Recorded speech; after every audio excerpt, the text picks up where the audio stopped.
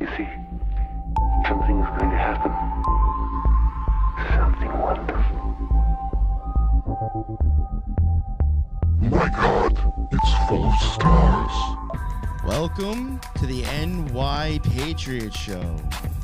And finally, I cannot be happier enough to get these two gentlemen together and to continue on this very weird topic. And this is part 4 of the Idaho 4.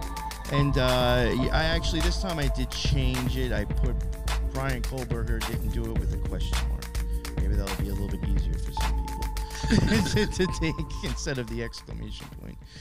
But yeah, I'm very happy to finally get back to this topic. This is something that all three of us have been chatting about and talking about since the last time. So I think this is going to be a real good one. And, you know, there is other shows out there that I'll make sure that I give, you know, credit for.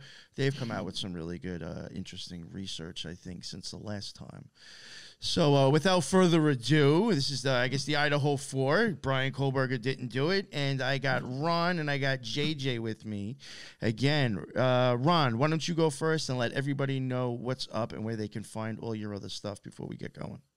Yeah, thank you, NY. I'm Sir Ron from New England from the Wicked Planet podcast. And just want to thank you for bringing me on again for the 4th installment of this series, which has been very interesting. And I'm easy to find. Just go look up the Wicked Planet podcast or go on Instagram and look for Ron from New England, all one word. And thanks for having me on. Of course. Thank you. And JJ, let everybody know what's up with you. Nick, Ron, nice to see you folks again. And folks of the interwebs, thanks for joining us for this conversation. JJ Vance, just wanted to introduce some of my podcasts, the Operation GCD podcast, for those not familiar. Located anywhere podcasts are found, and I'm on Twitter and Instagram under at Twitter or X at Operation GCD, and then on Twitter Instagram at Operation_GCD. And I also have a Substack I just started in regards to the Idaho 4 murders, and that's OperationGCD.substack. And I'll send the links to Nick so we can put them in the show notes. Awesome. But that series I've entitled. Based upon a quote here out of the case of the Idaho 4 murders, that's was what the police, the Moscow police, declared immediately following the murders back on their first press conference on November 16th of last year. They declared the homicides an isolated targeted attack, and that's what I've made my series. Kind of, you know, I'm trying to put all of my thoughts and ideas here we've discussed on our previous shows and shows today here.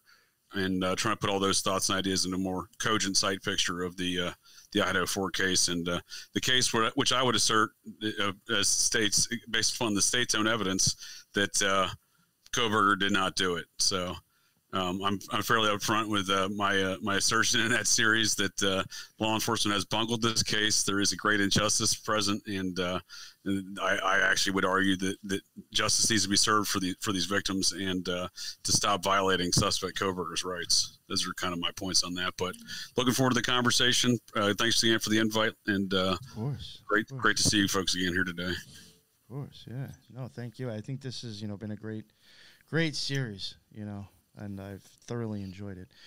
I don't know where you guys want to start with this one. I know since the last one, there has been some pretty good, I think, research done between us and just even other shows that I've come across. So, I mean, I know, like I said, I put a question mark, but honestly, the more and more time that goes on, even between us covering this, I do even think this is just more weirder and shadier, and something is really wrong.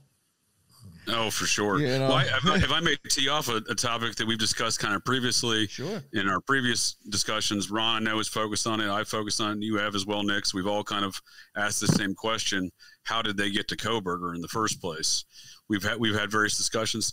Since our last discussion, Kohberger's defense counsel is actually asking that point blank to the state, as the state continues to block discovery and continues to play these lawfare games. As we discussed last time, Ron, there's a lot more lawfare going on now in the case. And part of that is the push to now just blatantly asking, well, outright stating the state that, Kohberger's defense counsel is outright stating the state of Idaho authorities have basically someone has planted this DNA evidence, right? They haven't said necessarily planted the sheath, but they're asserting that someone's planted this evidence in part of this discovery back and forth. And the state's played a bunch of games, we can get to later as well in the discussion of the DNA evidence. But just up front, they're really focusing on the how did they get to Kohberger part of the investigation, right? And we've all asked that same question. And Nick and I were back and forth, and Ron, you may have seen some of the messages kind of putting it on a chronological timeline. It makes no sense how they got to Kohberger, because if you compare what law enforcement authorities stated in the affidavits and filings from court, how did they proceeded with the investigation after November, we'll call it November 29th, because that's the date in their own documents that they identified Kohberger as a person of interest. But they did that by using his 2015 white Hyundai Elantra, while at the same time, they're looking for a 2011 to 2013 white Hyundai Elantra. So it makes no sense then 8 days later on December 7th, they ask for public assistance, widely broadcasted, every news media outlet, everything, looking for public assistance to speak to the occupant or occupants of a 2011 to 2013 white Hyundai Elantra. So if you look at that objectively, why in the world would they be flooding their tip line? Literally they said tens of thousands of calls, right, per this request for tips, when 9 days prior, they had already, according to their own documents, had identified Kohberger via his 2015 white Hyundai Elantra. So not only should they not be looking for a white Hyundai Elantra at that point, they shouldn't be looking for a 2011 and 2013, because they've already got Kohberger. They've had him for 9 days as a person of interest, right? And then you go one step further and look at the documents and the affidavits and see how law enforcement proceeded with other suspects or persons of interest in the case, right? Whereas they interviewed these people, took DNA samples, right, or requested them, and got them otherwise if the person didn't give them up, right? They followed one guy around, got a cigarette butt, supposedly, this is according to the own narrative and the affidavits by law enforcement. And they didn't do any of that with Kohberger, right? So they have Kohberger as a suspect. He's on campus until December 14th, right? So for over 15 days, they don't question the man. They don't ask him for his DNA. Instead, there's this whole nationwide manhunt for the guy that never really occurred, right? Indiana authorities said no one ever told them to pull him over. FBI never chased him across the United States, as was widely reported by media, right? So then all of these factors collectively ask the question, how did they get to Kohberger? Because clearly their own narrative shows that they did not get to Kohberger in any legitimate or objective way, right? I didn't even realize that when the bolo went out for that, it even covered the area that he went to school in. So I mean, I don't know. Like, I just was surprised by that. It was only like 8.3 miles away, right? Yeah, the campuses, the cities are very much function as one. Because that's supposedly where they identified the car, actually, according to, what was on the Washington State campus, right? Yeah. Right.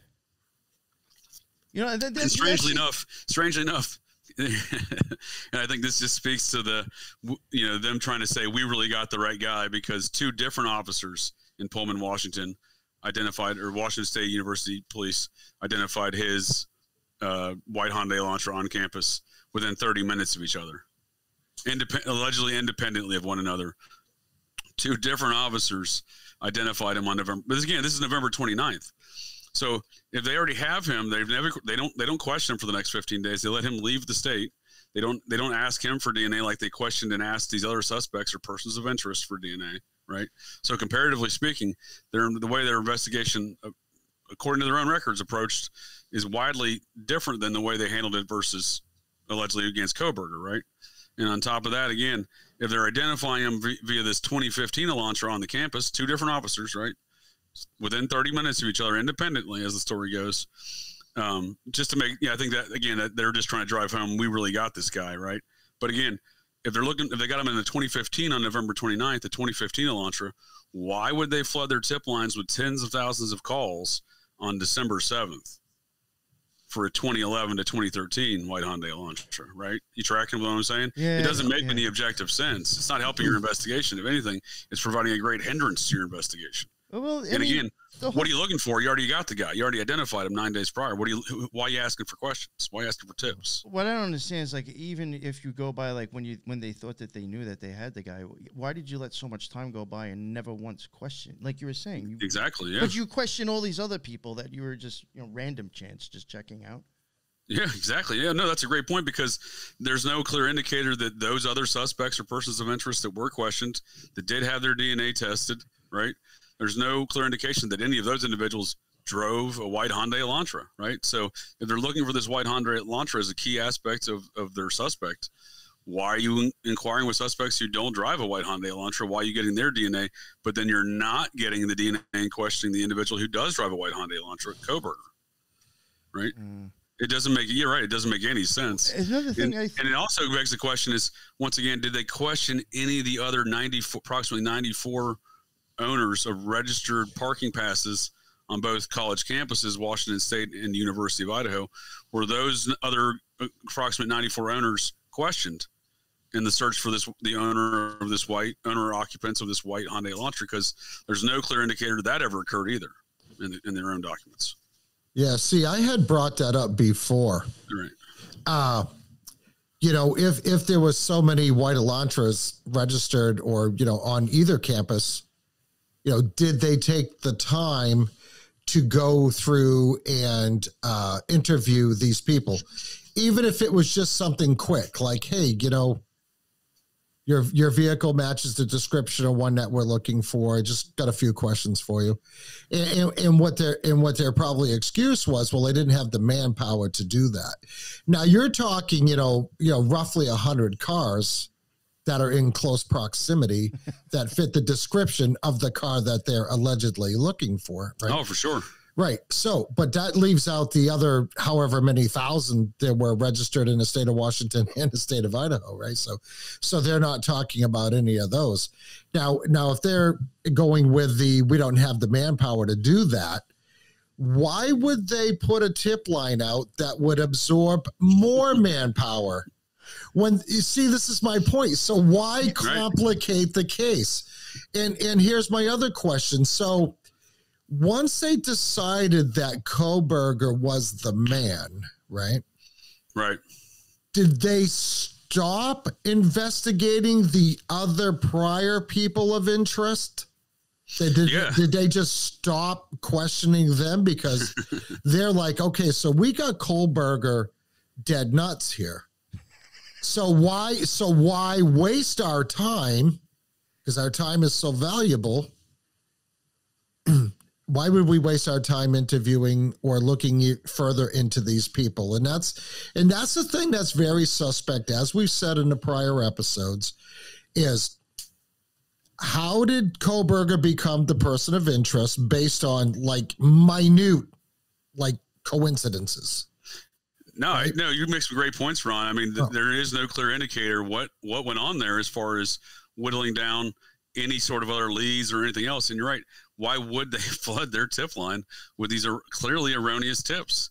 If it was designed to be an objectively genuine, approach to obtain information from the general public, which by all appearances, it has the only appearance that it was done only to put on this charade of an actual investigation, right? Yeah. And then the FBI analyst who allegedly identified the 2011 to 2013 white Hyundai Elantra on unknown video footage. So the video footage shown to the public of this vehicle, especially from the gas station on the state highway leaving town, right, at 3:45 in the morning, that is not the footage that was used to allegedly identify Kohberger. Now, the footage used allegedly to identify Kohberger there's no clear indicator of that either, right? In fact, the video evidence that has been the total video evidence has been supplied to Kohberger's counsel, according to Kohberger's counsel's arguments, has shown the wrong vehicle at the wrong time in the wrong place, and the vehicle shown is clearly not their client's, the suspect Kohberger's vehicle. So there seems to be more games being played with this video footage.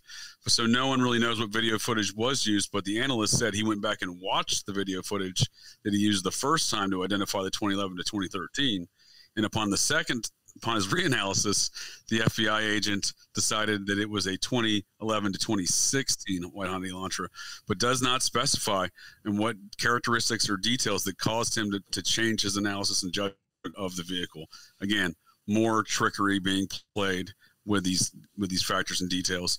I like to say that the evidence on the surface appears strong. It's all circumstantial, but it appears somewhat strong circumstantial evidence, but it's wafer thin. Upon any scrutiny, any aspect of this case fails almost immediately. And again, this video evidence is a clear indicator. You know, and the thing is, too, in my opinion, the video evidence, at least, you know, what they're seeing and what we're seeing could be two different things. But it's not 100% clear to me that it's a Hyundai Elantra at all.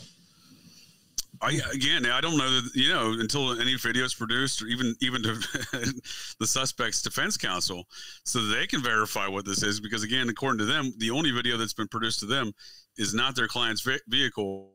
It's not at the right place for these crimes to have occurred at the wrong time. It's at the wrong time, wrong place, and, you know, et cetera, for it to even be involved in this murder.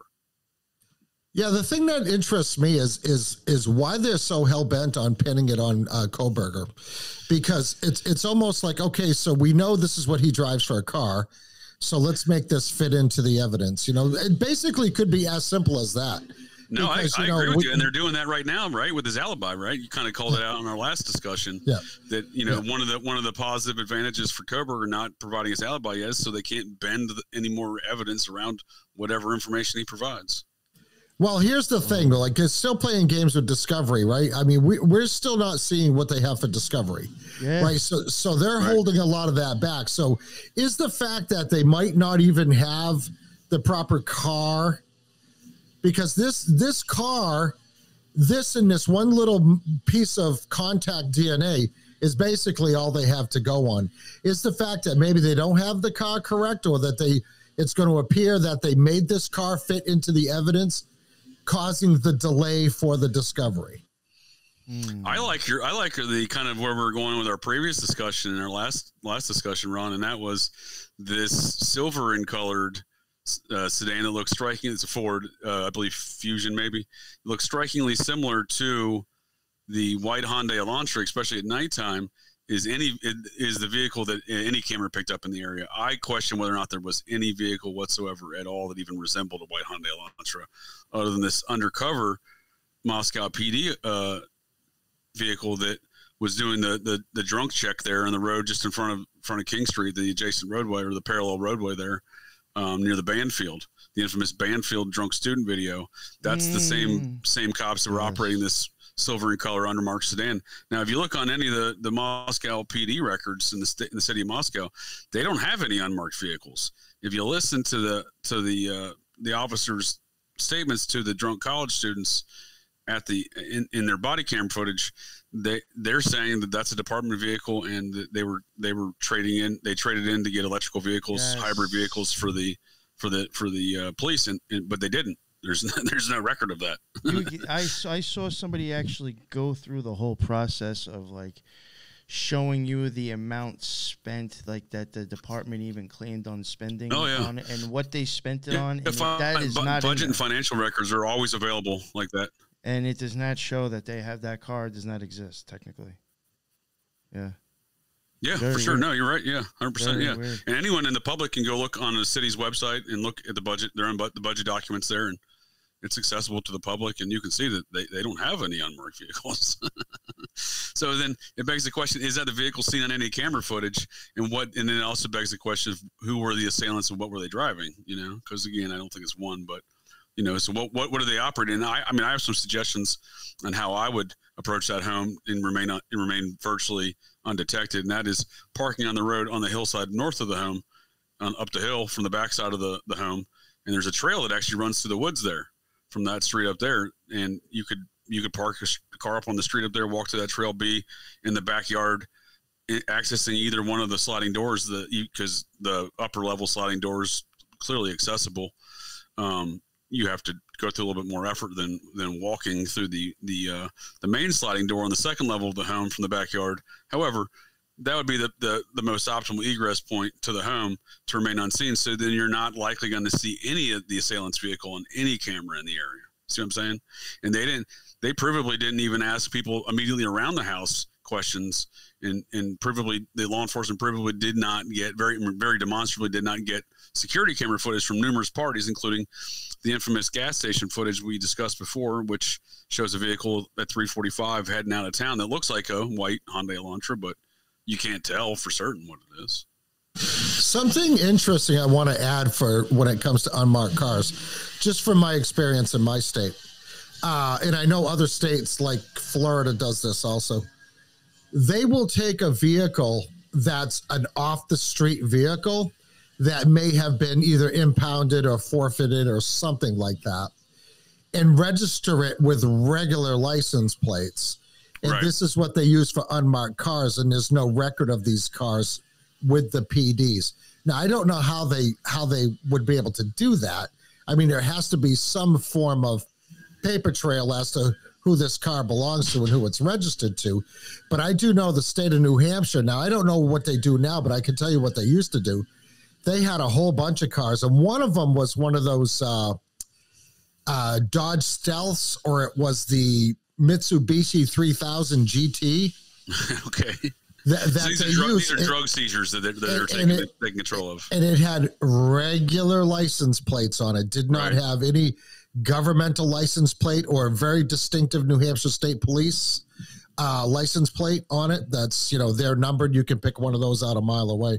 But this is something that undercovers, like if they have a real undercover department and they need cars that are off the record, and say, you get some people like criminals, they're very good at vetting things like they want to see, okay, this person that's coming around, trying to do business with us, let's run his plate and see who belongs to that. Sure. While the unmarked people, they need to make sure that plate actually goes back to something, because if it goes back to nothing, it's going to be a red flag. That's a good point, Ron. As usual, Detective Ron with an excellent assessment of the situation here. Now, I agree with you. They and that's very common because they do drug seizures, right? And the departments will seize a vehicle and repurpose that as an undercover vehicle. And I think that I actually think that's a very plausible scenario here in this circumstance. But then it begs the question: is why are these officers sitting there not in uniform, not in a in a police patrol car? So by all appearances, undercover. I mean, they have kind of their duty belts on and a radio and stuff, but they're not wearing a uniform. They're not in a marked car, right? Because the kids even said to them, "I didn't know who you guys were at first. I thought you were messing with us," like somebody claiming to be the police. Right? Yeah, I saw that.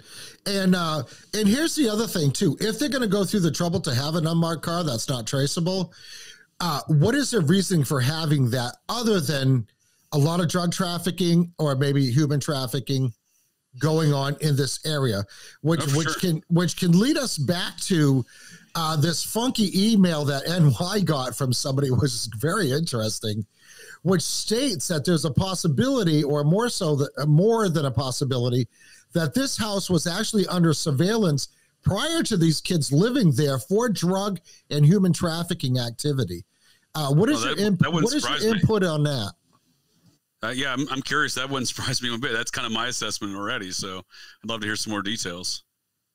Yeah, I mean, not to get conspiratorial or anything, but tell you the truth, if that was the situation, I could see now that whole tunnel system that I think True Crime Design and Drip Drop have both showed by now, that there is an existing tunnel system that runs from the heating area or the heating plant throughout that area, and there is one down on the map that is supposedly in that property or very close to it, and there's other areas I think where there's manhole covers or something like that. And so if there was that stuff going on, I could see utilization of those tunnels, as silly as it sounds.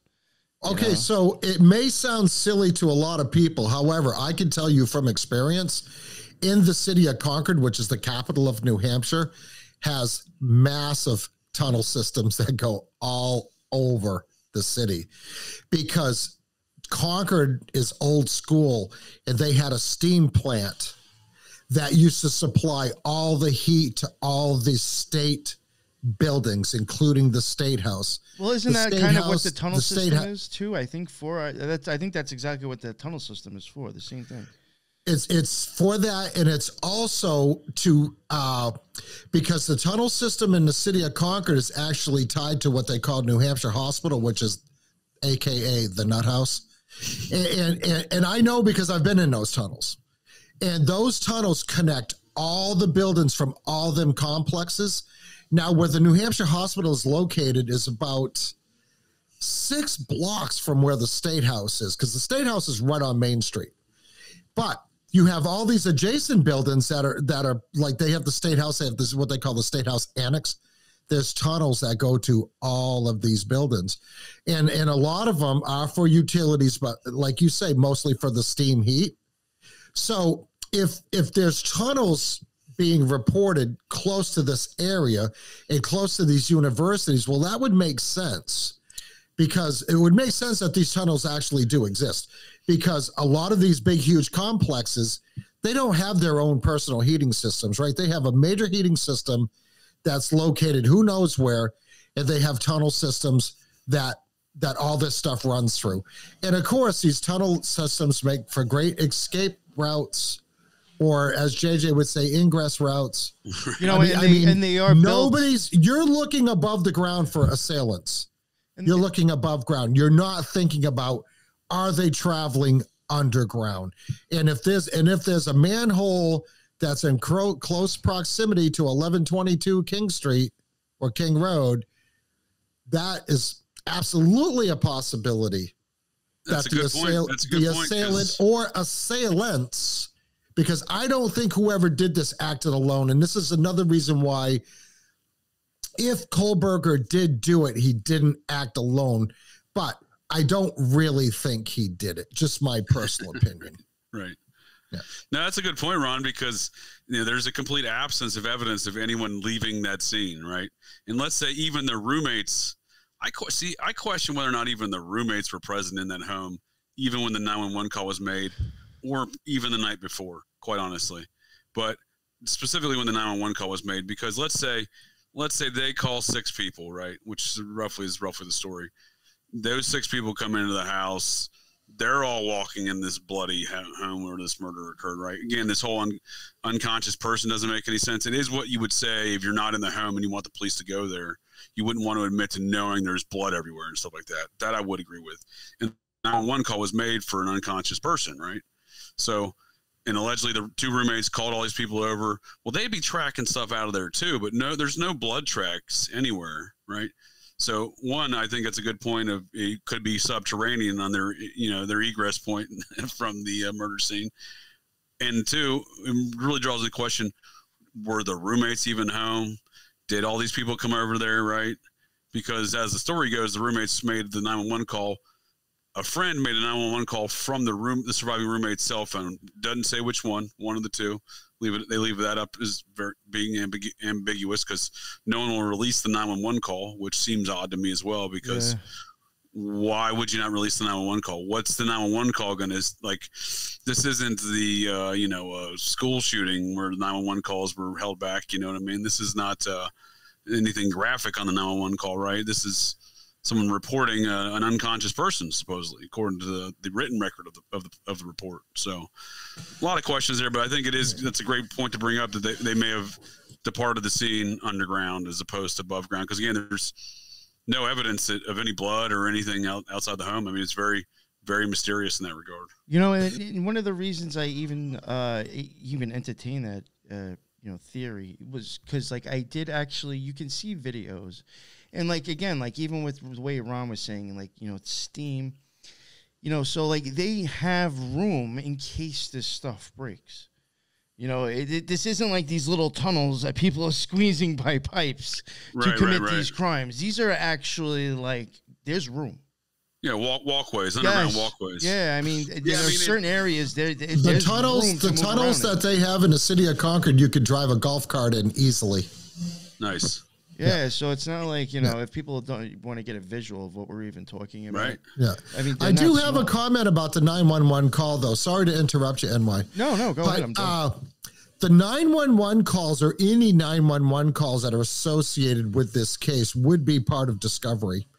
And this is something that should be in discovery, because, there's like a lot of questions just based on the 911 calls, right? I mean, that's something that nobody's even talking about other than JJ, what you just said. Right. Now all these have to be in discovery, yet we're still waiting for discovery.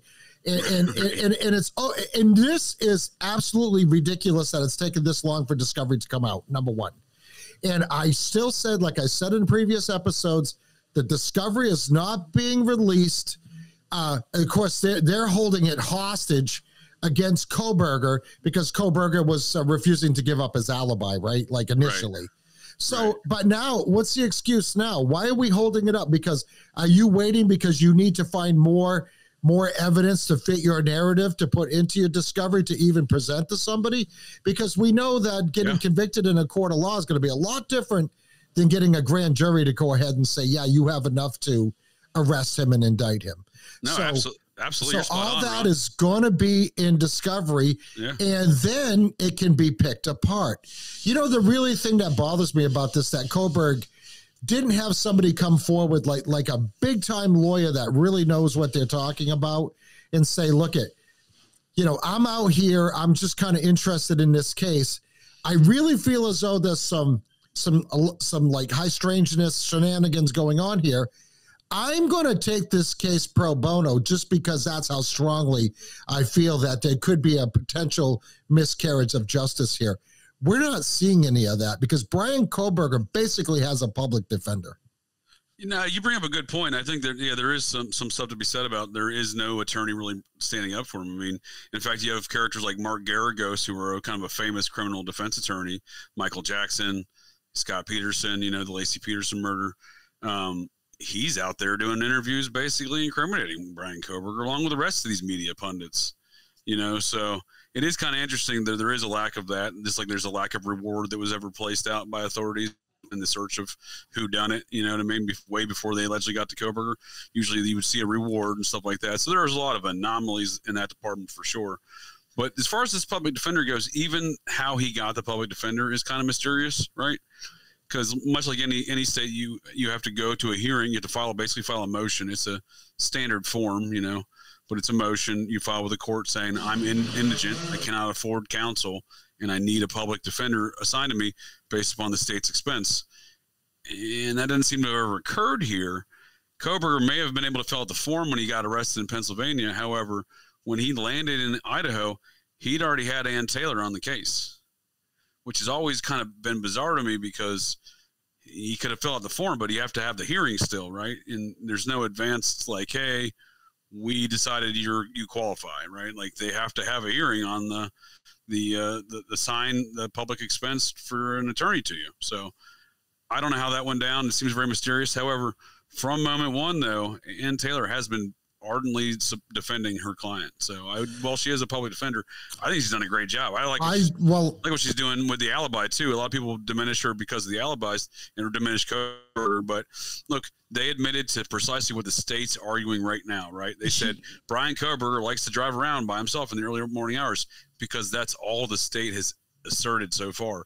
They've produced no other evidence, discovery, anything else. They've produced phone records saying that his phone had pinged in these things and that his phone was either turned off, put on airplane mode, or, as they don't like to tell you, simply did not receive any calls, texts, or activity for the time period in which they claim his phone was turned off, right? That's the little asterisk they don't like to tell you. They say turned off or in airplane mode, right? So they have very limited evidence. What the alibi has done is they've admitted to what the evidence supports. They're saying, look, show us this discovery, the DNA evidence, the video of the car. Now they're saying, show us precisely how you got to Kohberger, right? Because they're not going to do any other actions on their end from the defense until the state takes other actions. Again, it's part of that lawfare stuff. So I know a lot of people are suspect about the alibi. I think I think she's doing a great job. And I forget the fellow. She's got a co-counsel, some guy. But I think they're doing a great job at defending Kohberger so far. And one of the first things they did was stop the destruction of the home. Granted, the home is back to being possibly getting destroyed again, but it would have been destroyed already had it not been for his defense counsel. Yeah, I did want to add that, JJ, that I think Ann Taylor's doing a fantastic job. Yeah, sure. I didn't want to sound that you didn't think that, or I was just saying, she's doing. Well, I didn't want to say. I didn't want to say anything disparaging or whatever because she's doing a good job for sure. Yeah. My point is, in some up and coming defense attorney that's, probably evolved from being a prosecutor to being an ambulance chaser, this case would be the perfect opportunity to put yourself in the limelight, even if you were doing it pro bono, like pay me later, because the amount of money that I'm going to make on other cases when I prove that Brian Kohberger is actually innocent, or there's not enough evidence to convict him, which is not the same as being innocent. Okay. No, for sure. I just, for the life of me, knowing lawyers like I do, I can't believe that somebody hasn't stepped up. Like you say, Mark Garagos, perfect example. Even F. Lee Bailey back in the day. Now that's before you guys' time. I don't know if you're familiar with F. Lee Bailey. No, I recall F. Lee Bailey, Boston Strangler, O.J. Simpson's Dream Team. Yeah. So, even Kardashian, I mean, this is where all the Kardashians got their money, was from their dad. He was one of OJ's lawyers, right? He wasn't that well known before that. I mean, he was, but not to that extent. So that to me is just kind of interesting. Now, the thing about the phone, just devil advocate here. If they're saying that one of the things that Kohberger liked to do was in the early morning hours, drive around in his car or whatever, I can tell you from personal experience, like when I need to relax and I need brain time and I don't want to be disturbed, I go for a drive. Yeah, I don't think it's it used to be go for motorcycle rides back in the day, but go for a drive, and the first thing I do is I put my phone on airplane mode. So I don't get calls. I don't get texts. I just don't want to talk to anybody. Sure. My iTunes works, and that's all I need in my podcast app. I don't want people getting a hold of me. Now, it could be just as simple as that with Kohberger, So, I mean, something to think about. I don't think that's a big deal that he's driving around with his phone on. No, I don't think it is either. But in the way I look at it, in the context I kind of look at it in, is the state saying to Kohberger and his defense counsel, look, we got your client driving around per these cell phone pings at these hours of the morning, right? And whether or not he was driving, I mean, I agree with you about, I like to drive too. So I agree with you, Ron, about, wanting to go drive and turn in airplane mode so you don't get interrupted. Right. I'm into the same relaxation principles as you got there, Ron. But what I'm saying is whether or not he was doing that or not is irrelevant, though, really, if you look at it. Right. What his attorney is saying. Well, that's my point. It is irrelevant. Whether his phone's on airplane mode is freaking totally irrelevant to. No. That's irrelevant too. But what I'm saying is it's relevant whether or not he was driving or not. Right. What his defense counsel basically said is, so what? You got my client driving around in the early morning hours with his phone off. So what? That's their response, right? Yeah. And I think that's a great response, because they're not providing any more information to the prosecution to twist or bend or shape in whatever narrative they want to against Kohberger. She's answering what they presented thus far. Again, they presented nothing. They're holding back all this discovery. So she's countering what she's been forced to counter so far, and that's very limited information, which includes cell phone tower pings, basically. Yeah, you know what really bothers me about this? If they're going to be playing this lawfare and holding back discovery, they're just postponing the trial. They're postponing anything for the defense, and that to me is a violation of Kohberger's rights to speedy trial. Oh, absolutely. And what they should do, honestly, right? Just let the guy bail him out. Right. Do even if it's $1 million, I'm sure they can come up with the 10% of that's $100,000. Yeah. You know what I mean? His parents can put their house up, to get the kid out. If he was my kid, I would do that in a heartbeat. I wouldn't even think twice about it. Yeah, I mean, it kind of makes you wonder why, they're going to keep prolonging this. Are they going to keep him in jail pre-trial for 18 months? Because again, this is going to be a long time. This is not getting resolved. I mean, just comparatively speaking, look at the Chad Daybell case out of Idaho, right? That thing is what, 2+ years in the making, right? Yeah. I mean, this is going to be on par with that, if not longer. Yeah, I understand that their motive is that it's a capital murder case, but I mean, even still, right? But at what point in time are we going to accept, as just the general public, or people generally speaking, that people get charged for capital murder cases without any evidence produced in which to substantiate the claim that this person is even involved, let alone the actual perpetrator of the murder? Because that's really, if you boil it down, that's what's going on here with Kohberger right now. They want to keep the man in jail while providing no evidence to substantiate these charges, which they've indicted him for, right? The public arraignment hearing that should have occurred, that at bare minimum, you would expect the 911 call to be released at the public arraignment hearing, right? Let alone some of these witnesses that were apparently testifying to incriminate him would have also had to testify at the public arraignment hearing. So the moment they threw on that grand jury, I find it the chronological order of events very, very suspect, because Kohberger's counsel gets a subpoena for Bethany Funk, the surviving roommate / not an eyewitness according to the state, but according to Kohberger's counsel is an eyewitness and can provide exculpatory evidence, is what they're insinuating with the subpoena of Bethany Funk. So that occurs days later, 2 or 3 days later, I believe it was. The state then says, oh, surprise, we did a grand jury indictment. So that public arraignment hearing here in about 10 days, that's canceled. And Kohberger is now indicted for these 4 homicides. So yeah. I think there's a causal chain of events is what I'm getting at there, right? So Kohberger's counsel is getting closer to what's going on here. They get the court to actually issue a subpoena for Bethany Funk, and then like that, Kohberger's indicted. Everything's under a layer of confidentiality, and the public arraignment hearing is gone, and this fight for discovery is continuing for months later. There was an interesting paragraph in the email that NY had received. I just kind of wanted to go over that real quick. No, I'd love to hear more about this. Whatever you'd like to share. I'm actually really curious about some of these conclusions and the parties. Well, it's just interesting here because the person that had emailed NY, I mean, it's a very interesting, like a lot of interesting information in here, right? But it says, do you remember Ann Taylor, which is Kohberger's attorney, said a few months ago that Brian Kohberger was chosen for this job long before he came to town. So this job that he had at the university, he must have, applied or whatever, was accepted to do that or whatever. And then he actually had to move there to take this position, right? And it says, we've been told he was an informant working for a task force. And in parentheses says, which is corrupt, working to bust a drug trafficking ring run by outsiders at the house, which suggests that if this house was used as a drug house, that these people and possibly the kids that were staying there, if they were trafficking in drugs, which we're not accusing them of doing, it's just this is a story and some rumors that are going around, were deemed outsiders, so they would have made themselves a target for the people that were actually, basically comes down to a turf war. Like, oh no, we're in charge of dealing the drugs around here. So these people coming into this house and setting up a drug trafficking operation deemed as outsiders may have made them a target, right, for this.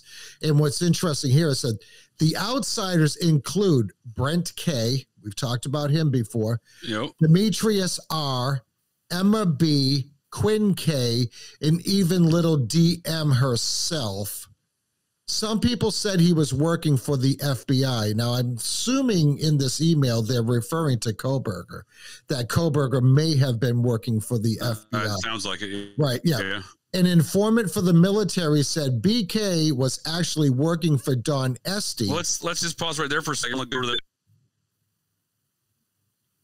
No, I was saying those names you just read off. I think it's kind of important to go over who those people are, just for context. So Emma and Demetrius were the folks that they had charges dropped, but they were initially charged with the drug overdose death of that fraternity president back in March. Yeah, and Quinn is DM's boyfriend, is Dylan Morrison's boyfriend. He's out of Boise. He looks, from my assessment of the man's activities and social media profiles, he looks like a hood. So him being involved in drug activity would not be a shocker to me. Well, what was interesting here said that BK, Brian Kohberger, was actually working for Dan Esty, who was an informant for DHS but also allegedly involved in all of this trafficking. So Dan Esty was somebody that we spoke about pre-show. Yeah, I had some stuff on him. Yeah, that maybe we can get into in a little bit here. But I just thought that was interesting because they have all these other people brought into the fray as outsiders that were involved in drug trafficking. Right now, as you had said before, the two of these people were initially charged with the overdose death of this other gentleman, right? Correct. Like prior to this. But March of 2023, which it occurred at another interesting kind of focal point in this case. With the pill stamping operation that we talked about. Well, March was just when the state's case started to fall apart, when this discovery battle began, and that happened really at the same week. That's when they initially tried to subpoena Bethany Funk, and the discovery battle and this overdose death all occurred within like 3 days of each other at the end of March. Yeah. Yeah, and it was interesting because they're saying that Demetrius and Emma were very vocal, like giving a lot of information, and this is another reason why the charges were dropped against them. So I mean, to me, that would imply it's certainly Became, plausible. Some form of informants also. Yeah, I mean, that's certainly plausible, Ron. That's some good points for sure. Now, I mean, I've seen some of these claims, and again, I think that there are some plausible scenarios being presented there. I don't know if they're valid or not, because again, I don't know. It really is a question mark how Brent Kopeka, because he does seem to, just given the other elements of the situation we've already discussed, he does seem to fit into this whole equation somehow. And again, at the end of the day, why is a 36-year-old man living on Washington State University campus? Who gave him campus housing and why? Right? One thing I just wanted to clarify, when they say BK was actually working for Dan Esty, I'm wondering if they're talking about Brent Kopeka and not Brian. That's what I thought. Yeah. Yeah. Okay. Just wanted to clarify that. And you never know. Kohberger could be some sort of informant. You never really know. There is. I mean, one thing we can tell right now, the three of us or any folks of the interwebs listening, there is a large-scale amount of federal activity that's been going on in that area for some time, preceding the deaths and in the associated with the investigation after the deaths. The FBI is way too involved in this case. They're the ones pulling the strings at every kind of important aspect of this case, from the identity of the white vehicle Hyundai Elantra via the video surveillance, the alleged video surveillance. They're the ones who allegedly found the DNA on the knife sheath, the alleged knife sheath. The FBI is also the ones who apparently built this family tree that the state of Idaho is now saying, this is their argument. They're saying that we don't have to provide any of that DNA evidence and discovery because the FBI is the one who did it. And we're not the FBI, so we don't have access to that information. That's not how discovery or investigations work. So that it's a weird argument they continue to make, but they continue to make that argument. Wow. Right. And the other thing is, too, if you want to bring in the FBI into it and other types of task force, that they had stated that there was a parallel crimes investigation, meaning multiple agencies investigating multiple crimes. Right. Nobody mentioned anything about that before. Nobody said anything about the FBI being involved in this, DHS being involved in this, anything like that. Just local PD, right, or state police was involved in this investigation. Now, why are they saying or implying that there was a parallel crimes investigation even prior to the murders based on what was going on at this particular location? I see what you're saying, and yeah, most of the FBI agents, the Moscow PD, reported as being involved in their investigation were actually in a call center in West Virginia, right? Because it was part of that tip line. But I see what you're saying about these parallel investigations. It really makes you wonder, and I'll throw another factor in there in that equation to consider. On or about December 15th, 5 or 6, I believe, 6 or 7 federal law enforcement officers came to the 1122 King Street home late one evening, and it was caught by, I believe, News Nation as these folks were entering and exiting the property.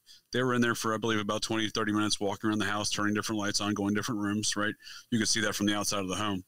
But was often described as these men being FBI agents. These were not FBI agents. I've worked with FBI in the past. I've worked with I've worked with U.S. Marshals in the past, and these were definitely U.S. Marshals, these federal agents that came in there. So if because FBI, they all wear suits. They all look very boring and they dress very bland. The U.S. Marshals are a bunch of cowboys. You know, in fact, one of these guys was wearing a cowboy hat that came into the home. You know, none of them are dressed uniformly. The FBI is always dressed uniformly. These guys were all dressed differently, right? So these were clearly U.S. Marshals, from my assessment. And what's interesting, hold on, JJ, sorry. Yeah, go ahead.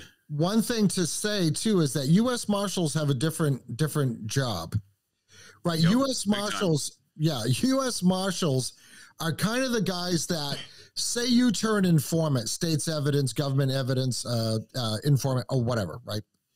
Even if you're confidential, and you decide you're going to skip, like, okay, I'm out of here. Like, the U.S. Marshals are the guys they send to go find you. Oh, big time! They're also the ones who run WITSEC. Like, as you said, so the general program of being a witness or something like that, in sort of witness security programs, that's their responsibility. They're the ones who do that stuff. Right. But wouldn't that imply that there was people involved that were informants working for the government? Informants, or possibly their family members were informants, which I think we were going to discuss relative to some of these parents that are involved in activities as well. Yeah, so if your parent is involved in some sort of informant business and you have a college student, then they may be involved in that same sort of process, right? I mean, not necessarily, it's not automatic or mandatory, but it's very likely, especially if it's a daughter, right?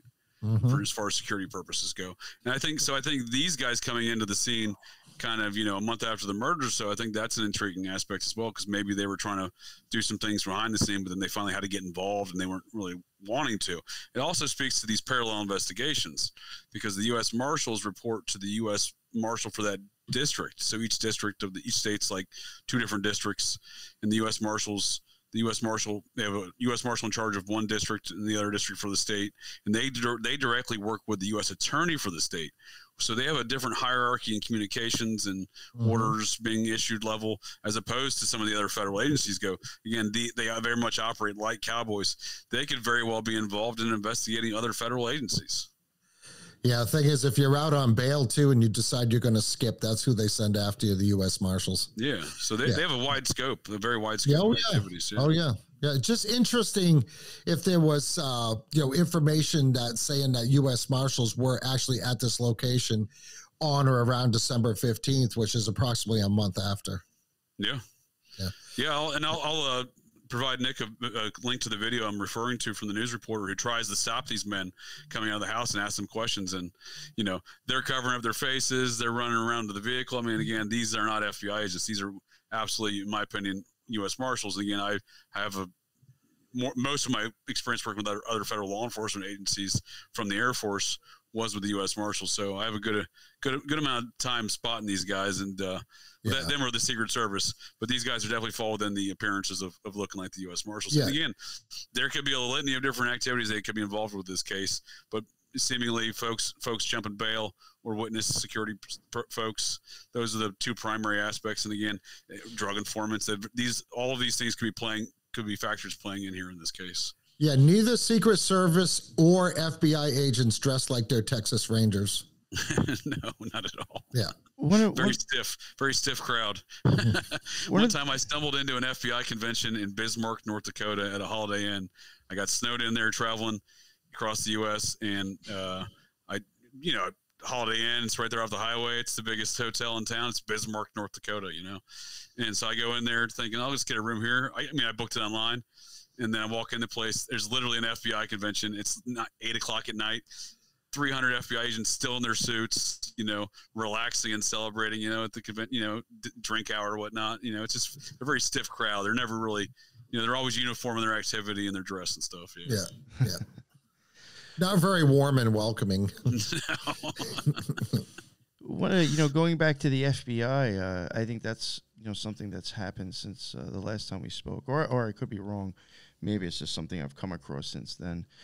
When they did have someone in court, JJ, if you know what I'm talking about, you'll probably know her exact job. I can't remember who she was, but there was somebody that they spoke to in court about the DNA. And they spoke to about how they actually kind of she, in my opinion, was basically telling you that there's kind of like a glitch in the site that allows you to see things that you're actually not supposed to. And Yeah, right after that, the correct. FBI showed up at her house. Right. Shocker. That story gets even creepier just beyond the mere instance of the FBI visiting your house. But that's a good point. Because the you brought up, lawyer's Nick. pulling that up too, is bringing that up. They're like, we have this person here on the stand, and then the FBI goes into their house the next day. Like, that's not like witness harassment. Exactly. Yeah. And the prosecution's argument was ridiculous. The prosecution said, and this is where I think they're dancing around some words and verbiage. The Latah County prosecutor argued, well, we were told that she sent email communications to third parties recanting her testimony. What are you talking about? So you mean to imply that within 24 hours of her testimony that she sent an email and a gag-ordered case to one of her other professionals within her community? That professional disliked what she said in this whole, recanting her sworn testimony later via email, and then that third party then sends the email to the FBI or to the Latah County Sheriff or Prosecutor's Office, and then Latah County Prosecutor's Office calls the FBI, and the FBI goes over there. This all occurred within 24 hours? I don't think so. What I do think occurred there is the FBI is monitoring that lady's communications. Mm-hmm. And whether or not she wrote any email or not is not been proven by anybody. But what I do know is they seem to be monitoring her communications, it seems. And maybe even she just said she didn't like something about the prosecution that day in the court, right? Maybe she sent an email to one of her colleagues saying, these guys are clueless, right? And then the FBI was like, oh, we'll just make up a story that she's recanted her testimony, and then that'll, we'll go intimidate her so that she does recant her testimony, right? Mm.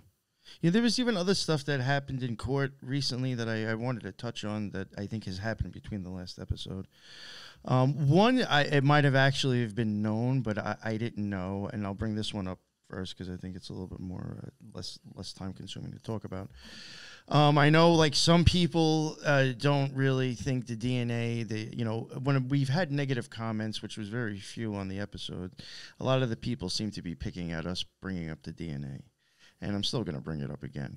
It's an ongoing saga. But, I was watching something, I have a cracked Fire Stick. So, I just I talked in something to try to find stuff in the Idaho 4. And I don't know what this was from. It pulled up something and I played it. Now, I'm guessing every time it showed the news covering the Idaho 4, it was always CNN. So I'm guessing maybe this was actually a show on CNN. I don't know. It's a cracked Fire Stick. So I'm watching it, and they mentioned, now I don't know, again, this is CNN, so who knows? So this is where you have to question the news itself, but they're like speaking as if they already know certain things. Now, I don't know if it's known, but they were saying the DNA matched Brian Kohberger's father 99.something%. And I'm like, well, then why the hell are you even looking at him? If it's that much of the father. Well, no, what you're saying and what they've been reporting is, the genetic genealogy testing indicated that the suspect's DNA on the button of the alleged suspect's DNA of the alleged knife sheath on the alleged button it was the 99.9% chance of being the son of the DNA sample that was retrieved from Kohberger's parents' trash can, notably on private property without a search warrant. And for, again, as we've already established in this conversation today, for no purpose whatsoever did they have any reason to even focus on Kohberger at that point in time. Yeah, and they seem to make it sound like it's that glitch in that database that they're using that might have actually made that happen too. I don't know. Well, what I think is, and why Kohberger's counsel is focusing on those technical aspects is because it goes back to, again, they're counteracting whatever the states produce, and the states produce nothing, right? The states produce statements, and they're poking holes in those statements right now with these expert witnesses saying even the way the states explain this is bunk. Yeah, right? And that goes even into the second thing that has to do with DNA. They're asking where's the other I guess I don't know what you would call them. The other thing, samples of DNA that you said where's you the tree? Yeah, where's the other? No, but where's the other ones? The other male DNA you said you collected at the site. Yeah, the three male DNA. Yeah. What's up with that? Yeah, no, what's up with that? Where's your stuff on that? Yeah, I call that elimination DNA because that eliminates other people as suspects, right? So I think that I don't think that the DNA is admissible. I really don't. It's hard to believe it wouldn't be. Yeah, but what I'm saying, another reason why they're probably holding back with discovery, because if all they have is this contact DNA, if that's all they have, and then they look at how they retrieved this DNA without a warrant out of a trash can that was on private property. This, to me, I mean, I'm not a lawyer, but I'm pretty sure that would be inadmissible, because this is evidence that was not retrieved legally. And I mean, they have to be held accountable for some things when they're gathering evidence. No, that's a great point. And this is in the discovery, has to be. Yeah. So any court would say, yeah, well, we can, you can manipulate DNA. Yeah, I got it from this person and that, and it fits in this database. Oh, genetically, it could be Kohberger's because, we got the match with his dad's DNA. Okay, how did you get to DNA? Did you have a warrant to get to DNA? Well, no, we just went and took it. Yep. What do you think is going to happen? I'm starting to kind of question whether the judge is actually on the ball on this deal. What do you mean? Well, if he's on the take, right? Well, what I'm saying is, this judge is this judge doing their job? I mean, because they should go to the prosecution and say, okay, listen, stop messing around. Let's do the discovery, and there should be some questions based on the acquiring of this DNA and whether or not this was lawful or not. No, and you're spot on, Ron. Again, that's where the prosecution. I think you're 100% correct in your assessment too, because that's what the prosecution's at right now. They're saying we're not going to use any of that evidence. So if they say they're not going to use any of that evidence to prosecute Kohberger, which has been their argument since March, and they continue to repeat throughout all these different motions for discovery, they're saying, well, we're not going to use that, so they can't have it. Right.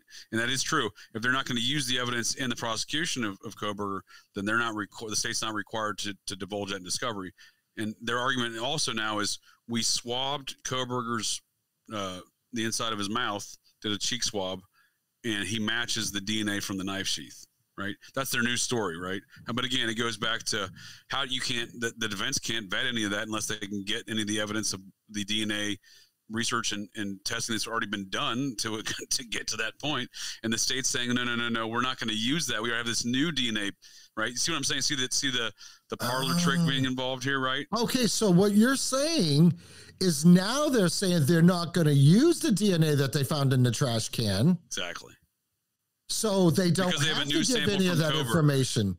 They don't have to give any of that information in discovery.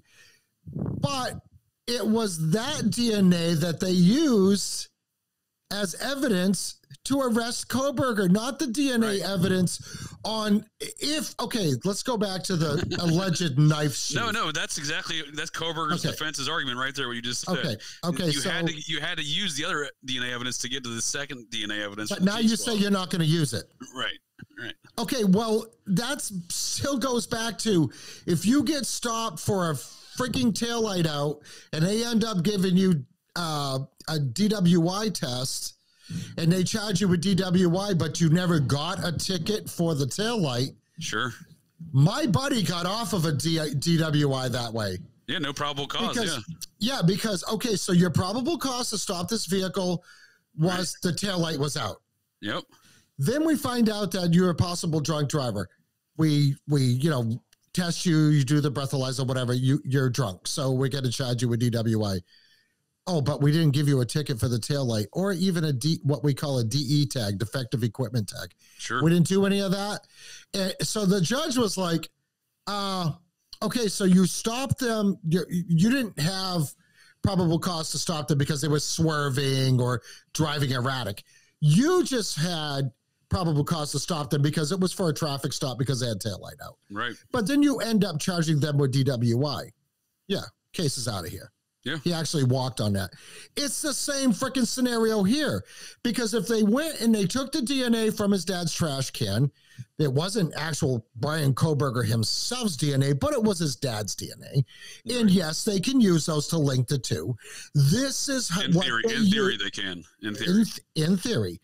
So they can use this to say, okay, well, this is his DNA or whatever, but they still would have to have the knife sheath to even make that connection. Right. Because if the knife sheath doesn't exist, or if they have a knife sheath and it has a little bit of contact DNA on it, initially they didn't use Brian Kohberger's DNA to tie him into this. They used his dad's DNA to tie him into it. And now they're not going to use that because after they got DNA from Kohberger, assuming when he was in custody, right?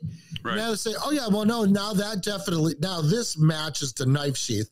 So we don't have to use his dad's DNA. When initially they used his dad's DNA to get the arrest warrant. Right. When it's part of the same chain of custody of evidence in the process of the investigation, they're just trying to cut it out and say, nah, we don't need that anymore. We got this over here. It's a parlor trick.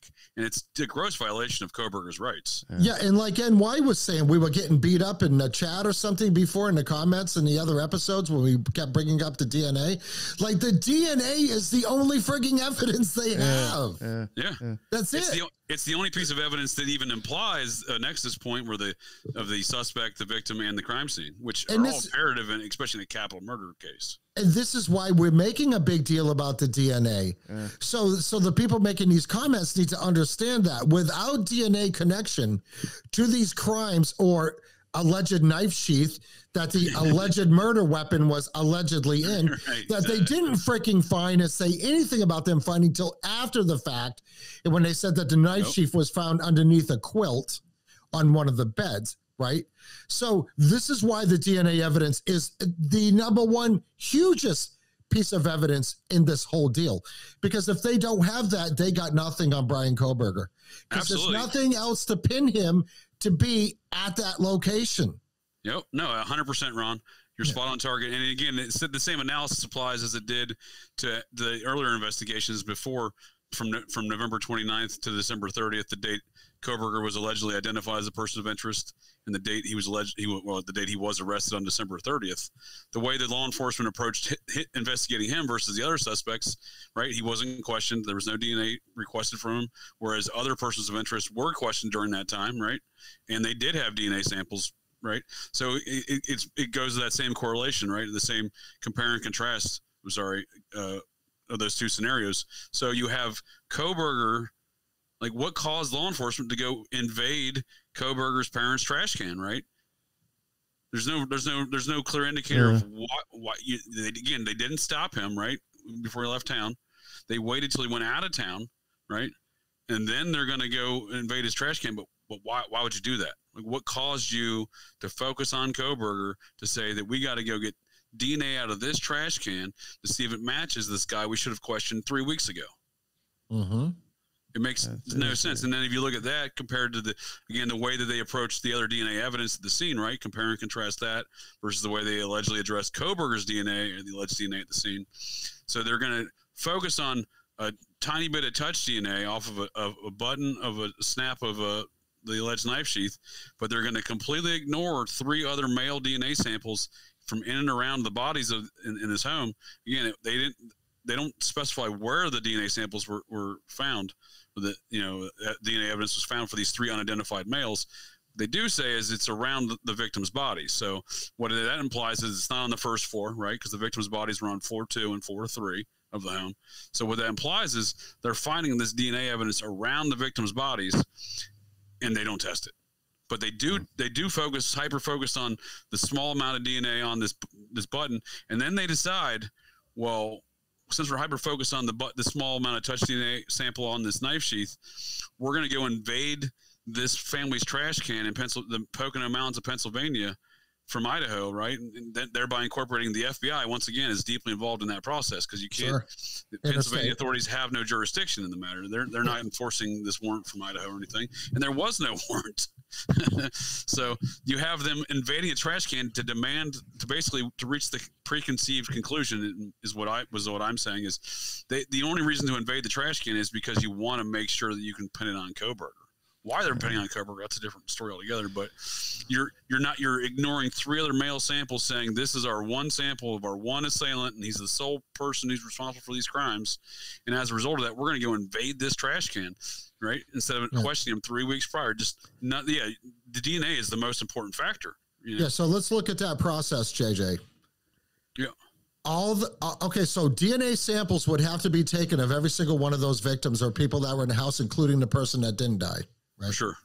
All their DNA would have to be put into a file and tested, right? Absolutely. And then they need to say if any of the other DNA that's tested inside this house was something other than those people. Well, it's right. This is what I call the elimination DNA. Yeah. So, no, you're spot on. That's for sure. So the same thing would have to be with these other people of interest. Yep. And they allegedly did. So they allegedly did take DNA samples from them after questioning them and asking them for a DNA sample. Meanwhile, they don't question Kohberger after identifying him on November 29th. And then they let him go across the United States. And then they go, without a warrant, invade his parents' private property and seize the evidence unlawfully of this alleged DNA sample that was used to generate the family tree that was used to identify Kohberger. Meanwhile, once again, ignoring those other samples of the 3 DNA, which allegedly they did compare these other male persons of interest that they took DNA samples of in the investigatory reports, claim that they eliminated them against those 3 other samples, right?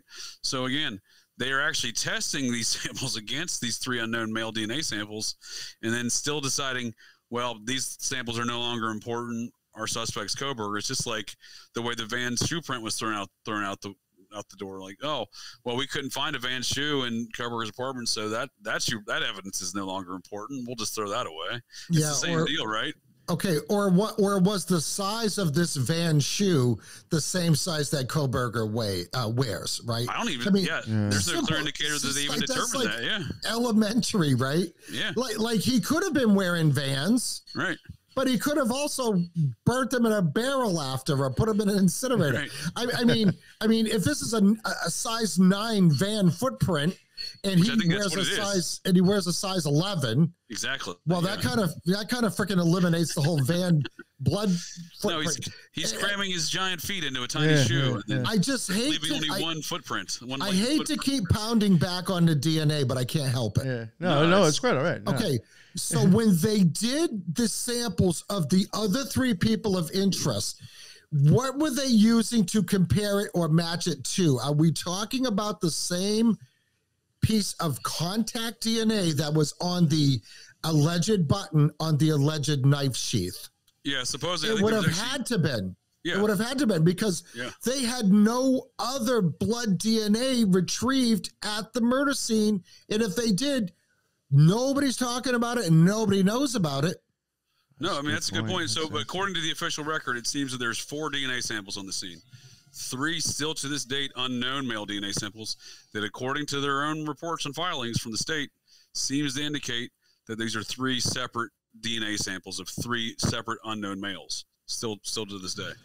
Now, so JJ, hold on. So 3 separate samples of DNA from unknown people, but not the 3 people that were person of interest. We're talking about 2 different batches of 3 people. Well, yeah, let me correct it. I think it was actually closer to 5 people in the persons of interest, I believe. I think it was 4 that willingly gave their DNA and 1 that didn't. It was 3 that willingly gave it and 1 that didn't. The 1 that didn't, the DNA sample was achieved by following that individual and obtaining a used cigarette butt that he threw away in a public trash can. Okay, that's right. They focus on pointing out it was a public trash can in the documents, which again is a weird correlation between that and the unlawful seizure of the trash DNA. Okay. So my question is though. Oh, I'm sorry, NY. Go ahead. No. Yeah, actually, if you don't mind, after this, I do want to move on to something else. But no, I was just saying that reminds me of Go-Go Beach, public trash can that the DNA was found. Yeah. Oh, so just one more thing on DNA, then I'll let it go. No, that's fine. I mean, so they found DNA from 3 unknown people in the house. That's the story. Yes. Okay. Not the other people that were persons of interest. I just want to make that distinction. Right? No, you're correct. That is a good distinction. Yeah. So they took the persons of interest, compared it to the 3 unknowns and the knife sheath DNA. So the 4 total samples apparently, and none of the persons of interest matched any of those samples. Right. So again. Okay. So my question is, what was the substrate of the DNA samples that were found in the house? Good question. Was it blood? Was it hair? Because if it's blood, that would be an indication of these unknown people may have injured themselves during the murders. Exactly. If it's nothing more than hair, that could have been on the floor, in a rug, on a counter, in the bathroom, on the toilet, pubic hair on the toilet, right? Think about that. Or in a sink, right? If it's just hair, well, it could be it could belong to anybody that came and went from this house. If they were partying there, we know it was a party house. It could have been people partying there, people hanging out there, people just going there. Well, see, that's another thing, honestly. I find it hard to believe that, like, I mean, there should have been a shit ton of DNA actually all over that house. Yes, that's my point. There should be no shortage of it, I mean, including fingerprints, and there's no talk of fingerprints in this case. I mean, what's that about, right? But I'm saying if the DNA that they found in the house that belongs to 3 unknown individuals is hair or something like that, okay, I can buy that. I can be on board with that. But if this DNA is derived from blood samples, well, these blood samples, this DNA that's from blood samples, that could be your actual assailant. No, absolutely. And if this DNA doesn't match Kohberger, then that eliminates him from it. Absolutely, Ron. I think you're spot on. And I think that's the biggest takeaway from the 3 unknown male DNA samples is that the Ron state just is dropped ignored. the hammer.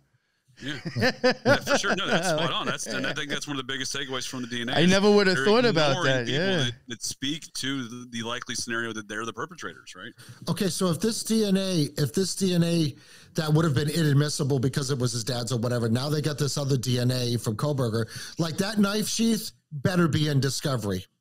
That knife sheath better be in evidence. Yeah, I agree with you. Yeah. It doesn't seem to be, again, until they produce these things. I don't believe they exist. You know? Well, you know what? Show 5, 6, and 7 is going to be based on whatever discovery comes out. So hopefully they come out with that shit pretty quick. Hopefully. Hopefully for the sake of justice in this case and the sake of quit abusing Kohberger's rights. I mean, hopefully, if you're going to charge them with capital murder, you show them the evidence. I mean, it's not a complicated process. Yeah, it's a very well established process. This is not new. There's nothing the new defense should have had discovery a long time ago, because if discovery is the contents of the evidence you have to present in your case. If they had enough evidence to get a warrant to arrest Kohberger, and let's not even talk about grand jury because we already been over this. We beat that with a dead horse.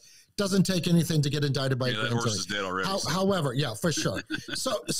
But what I'm saying is the evidence that they had, boy, they better have something really good in discovery. And as soon as we find out what is in discovery, I am going to have a heyday with it. Just a heads up for the listeners. Really? Nice. I mean, to be totally honest with you, the only way I think my opinion will change is if somehow the prosecutor just pull out some, actual real shit. Like I can't even see what are they like going to court. Like I can't imagine what this is going to look like when it happens. You would have to show me a video of Brian Kohberger. Yeah, you'd have to be not that I want to see the graphic nature of it, but like immediately following the murder. You got to start dropping evidence. The murder weapon, saying I'm Brian Kohberger. I just murdered these people. Okay. Have that all on video. You got to like start dropping evidence that was like hush hush. Okay, so let me tell you, I said this on Wicked Planet the other night when we were talking about these freaking Mexican aliens, right? Oh, nice. And I got this from a Dave Chappelle episode, right? I will believe it when there's a picture of me holding, well, I didn't say this on Wicked Planet, but holding my ID so everybody can see it's me, my buddy over here filming it, and another friend over here taking notes. Right. Okay, then I'll believe it. I'm telling you right now, this case is going to go nowhere. And I don't understand what the holdup is other than it screams of massive cover-up. Yeah, no, it does for sure. And again, I think the FBI's deep involvement, they're the ones at each important pivotal point in this case and investigation. They're the ones generating the activity there. Again, be it the videos, the DNA evidence, etc. They're the ones always there doing these things. I think, again, that speaks to the greater implications of a parapolitical nature. External forces imposing themselves on this case. And Grace just said something very simple in the chat, right? Oh, I missed it. What was it? We need a video of him walking in the house. Yeah, that's what I'm saying. Like, they're going to need to drop some shit like that for me to be like, all right, damn, okay. Yeah. Shit. There should be no shortage of video footage Oh my God, this whole area is under surveillance, JJ. This whole area is under surveillance. Yeah. Yeah, and they're right off campus, and campus most certainly has cameras pointing outside of their property towards that roadway that is immediately in front of this home. Yeah. There's just no shortage of video surveillance. Outside the private homes of all these landlords and stuff, or even the college students, they have Ring doorbell cameras. They have the little doorbell cameras hanging outside their front door.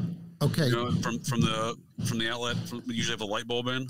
Yeah, so JJ, I just want to apologize for getting fired up. It took me an hour and 15 minutes to get fired up, but I like it. But okay, who do you know that does not have cameras nowadays? Exactly.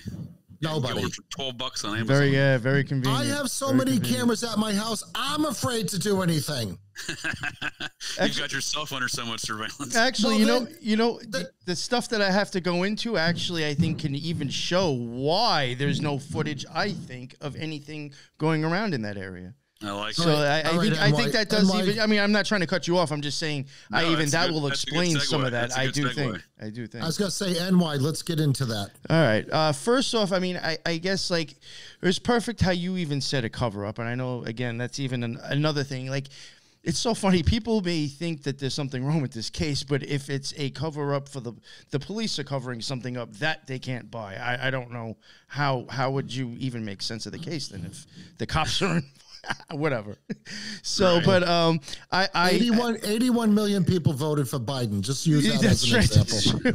But so I do think there 41 million may or may not exist. I do think something like that is going on, and I do, before I even bring up this stuff that I want to show, I do want to give at least a shout out to some of these channels that I did get some of this information from, and I did go a little bit farther with it, which I actually think makes their stuff even seem more weirder. Like, it's definitely but I want to give a shout out to, I think, Drip Drop, True Crime Design, and Truth and Transparency, because I think both of those two that I just mentioned previously have used her work as well. So it's kind of like a mishmash of other people's work that I'm putting together. But sure.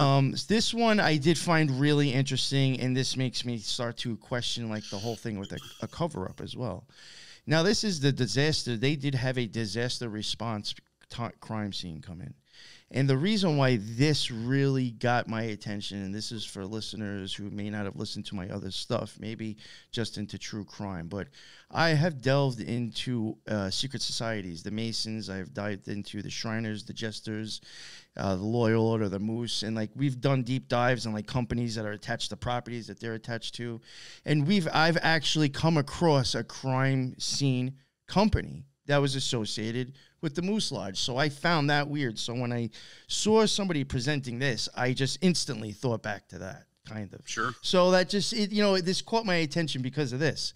So I saw this, and, here's the guy, Bew Value, which is kind of a weird name. I would almost even suggest they may not even be his real name. That might be like the LLC company, and he's actually just throwing that up. And, there's funny ways to play around with shit like that. But it has Bew Value. And that is him of the disaster response team. And then it even shows here the registering agent is Bew Value at, I found this interesting, for occultism, 88 Elk Haven. 88 would also go back to HH, and 8 is kind of like Thoth symbolism. I'm not going to get all into that.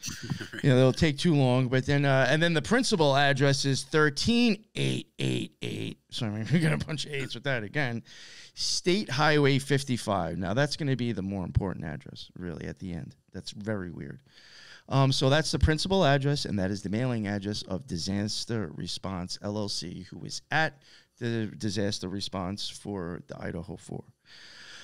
So then you also see that Bew Value has a couple of other things there. AMV LLC at the same address. There's 2 of those. Then there's Bew Value, I think that's BS or BB LLC. That's at the same address.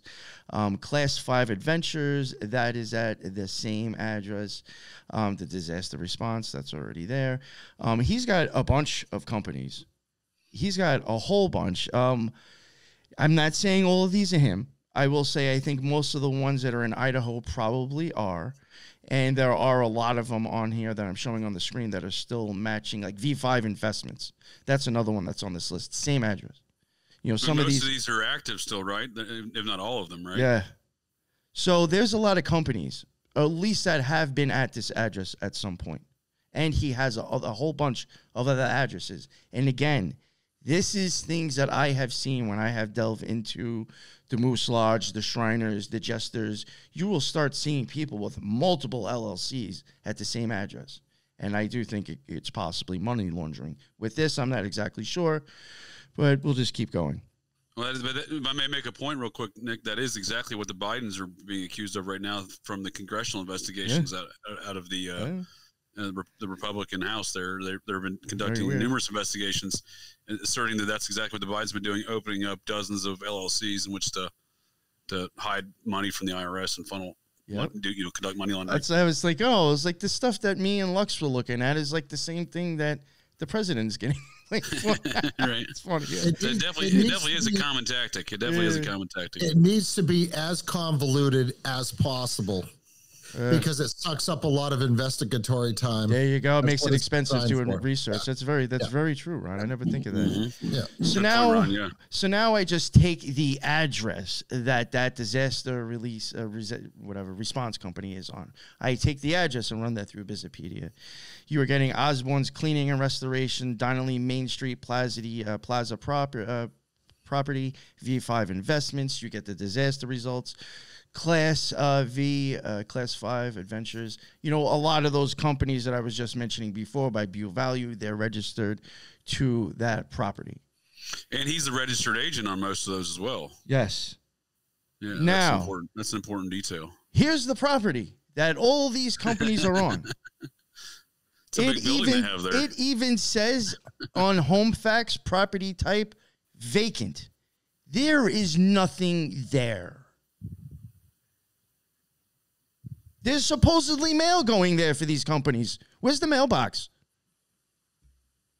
Yeah, it's great. I mean, who registers that many one business, let alone that many businesses, to a vacant piece of property in the middle of nowhere? It looks like a nice office to me. Yeah, right. You go fishing. Oh, I got it. It's underneath the water, Ron. We just can't see it. Yeah. Oh, you know what that is? You remember Cheech and Chong when they made the I think their growing field look like a pool? That's what that is. Yeah, they must be under that, right? Fuck, come on. Then real quick, this is just I'm not going to read this article. It mentions Dan Este and Scott Perky as like the co-owners of 1122 King Road, and they were just asking people to be hush-hush, which is kind of a little weird to begin with, but whatever. Just wanted to... If I may interject, it is weird when you look at these people's activity too, because they just gave the house to the university, as the story's told. Yeah, this whole thing, even with the house, is shady as hell. Because I mean, the property had value. I mean, if it's not gonna be lived in again, it's gonna be torn down. There's insurance, policies that may or may not cover that kind of situation where they have to tear down the home because of a murder. The university, if they're the ones so gung ho about tearing it down, you'd think maybe they're going to pay the private landowner some money in which to do that. But it seems that they just transferred it. They said, here you go. Yeah. Well, having 4 murders happening in a house would be a deal breaker for me if I was going to buy it. I mean, unless it's like a house from the 1820s, and it's like, you got to expect that. I have to wait a bit for that. Yeah. But good and well, Ron, the way the true crime community operates, there'd be a line, there'd be an auction. Oh my God.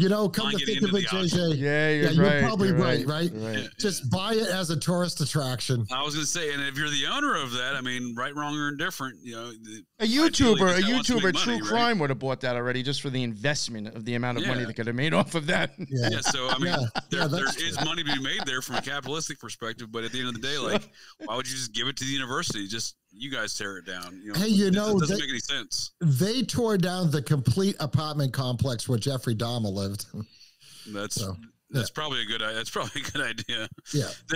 My concerns mainly also with the destruction of this home is how they've been dead set on tearing it down since day one. For example, on December 7th, the same day that it was announced to the public that Moscow PD needed assistance locating the 2011 to 2013 white Hyundai Elantra, the same day that press release went out.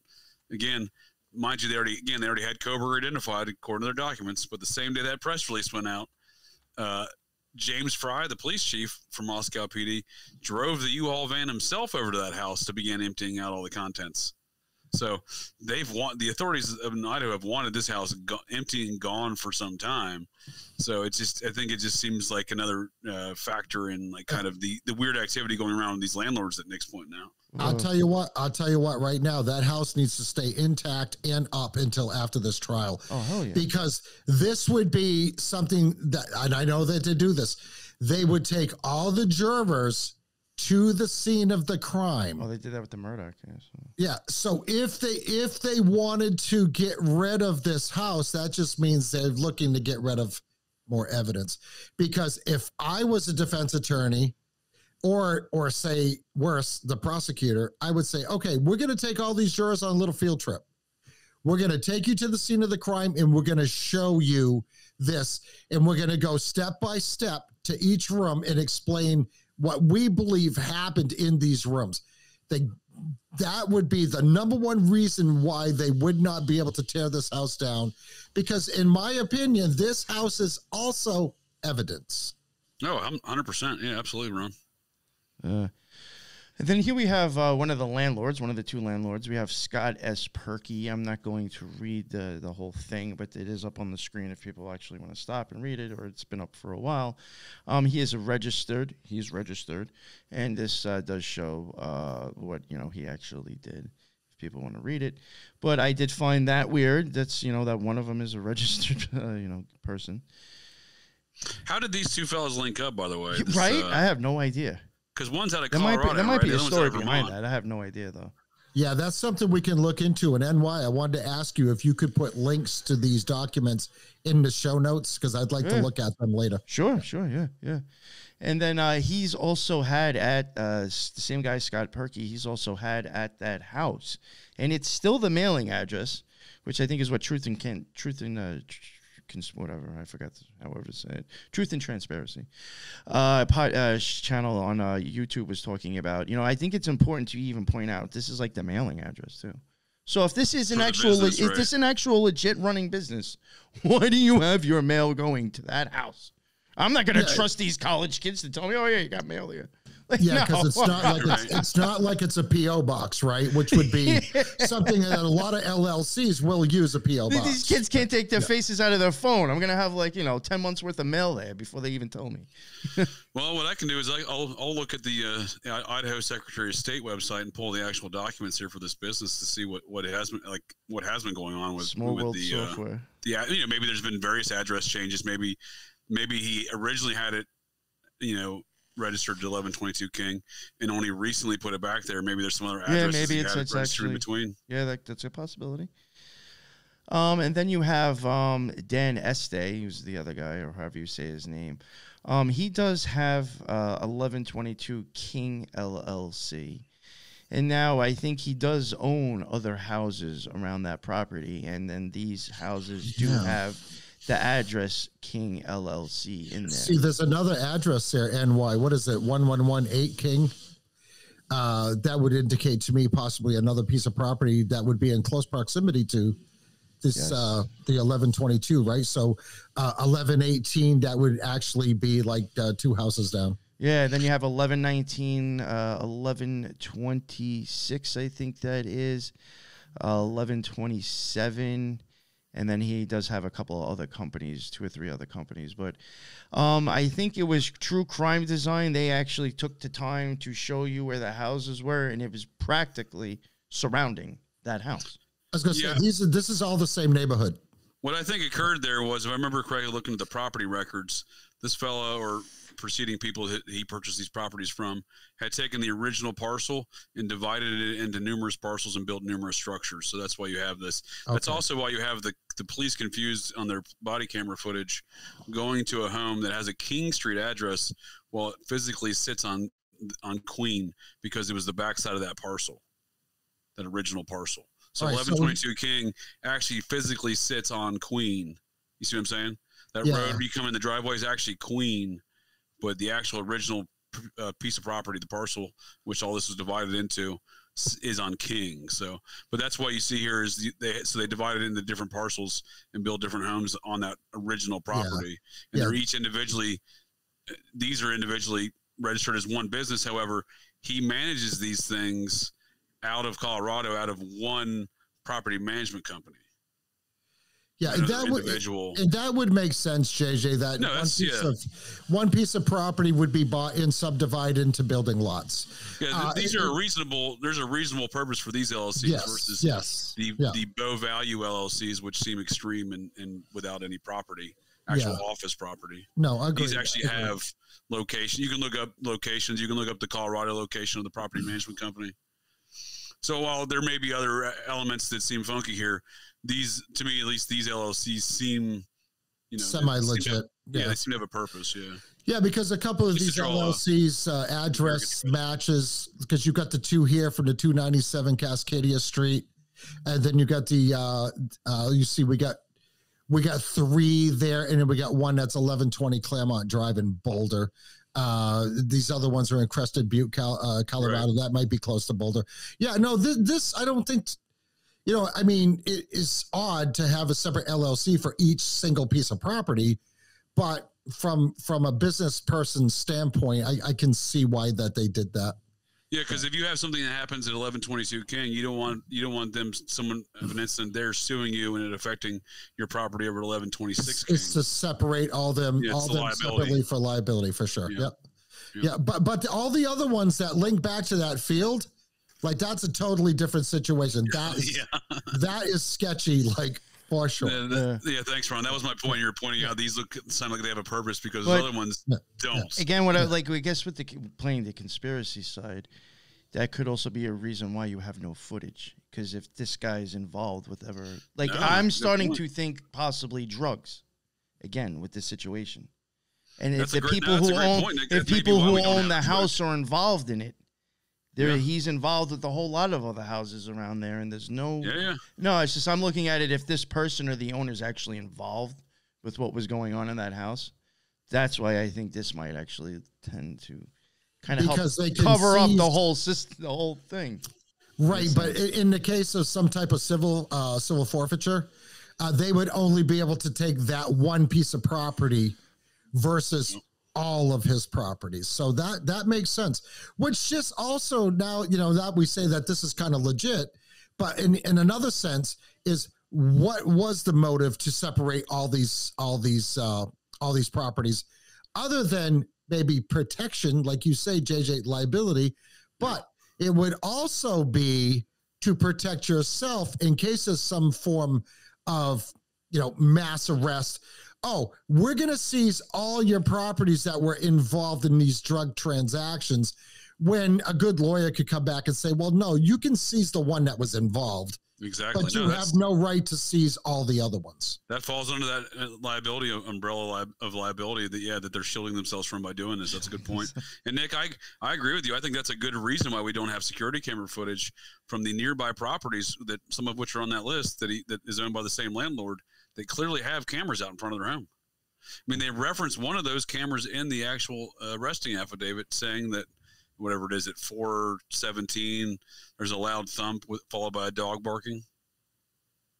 That's right. Yes, So we know cameras exist. We know. Yeah, they said supposedly somebody was running away from the scene. Yeah.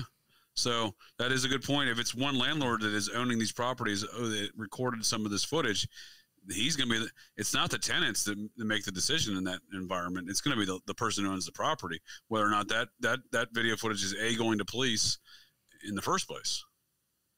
Yeah, somebody in the chat just had a comment that Crested Butte is a long ways away from Boulder. Okay. So, yeah, just FYI. And there may be some more mysterious aspects of the registry of some of his businesses there. Oh, I think, you know what? I'm just going to go back to it real quick, and I wasn't going to read it, but I forgot. I think it does mention it in here. Daily Mail reported co-owners Dan Estee and Scott Perkey, who now reside in Colorado. So, I mean... Why did the Daily Mail only give them three options? They must either demolish the home, turn it into a memorial, or clean it up and rent it out once more. Why can't they sell it? Yeah. But what I was getting at is that Daily Mail making these decisions of what to do with this home. Some of those properties, I mean, those companies that I was showing before that I said I wasn't totally sure about, were also registered to Colorado. Interesting. So could that have still have been them? Yeah, very possible.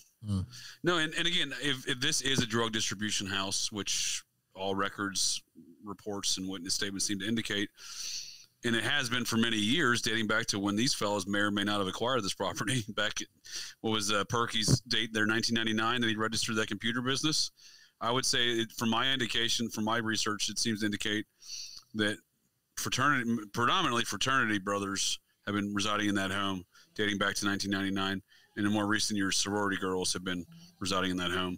But it has been a Greek community home and on the University of Idaho campus, or just slightly off campus, for over 20 years.